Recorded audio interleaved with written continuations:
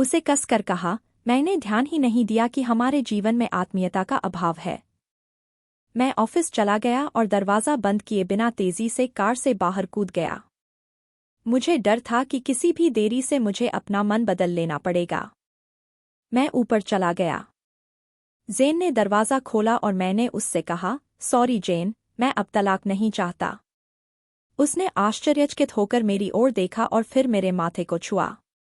आपको बुखार है? उसने कहा। मैं अपने सिर से उसका हाथ हटा दिया। क्षमा करें, जेन, मैंने कहा, मैं तलाक नहीं दूंगा।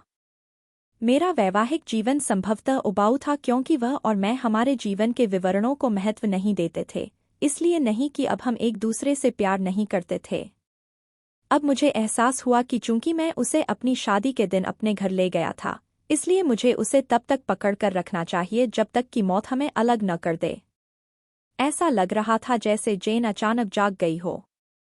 उसने मुझे एक जोर का थप्पड़ मारा और फिर दरवाज़ा बंद कर दिया और फूट फूट कर रोने लगी।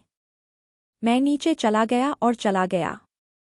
रास्ते में फूलों की दुकान पर मैंने अपनी पत्नी के लिए फूलों का गुलदस्ता ऑर्डर किया। सेल्स गर्ल ने मुझसे पूछा कि कार्ड पर क्या लिखना है।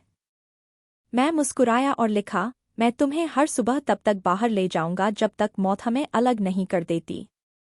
उस शाम मैं घर पहुंचा, हाथों में फूल, चेहरे पर मुस्कान। मैं सीढ़ियों से ऊपर भागा, लेकिन अपनी पत्नी को बिस्तर पर मृत पाया। मेरी पत्नी महीनों से कैंसर से लड़ रही थी और मैं जेन के साथ इतना व्यस्त था कि मुझे पता भी नहीं चला। वह जानती थी कि वह जल्द ही मर जाएगी और वह मुझे तलाक के लिए आगे बढ़ने की स्थिति में हमारे बेटे की नकारात्मक प्रतिक्रिया से बचाना चाहती थी। कम से कम हमारे बेटे की नज़र में मैं एक प्यारा पति हूँ।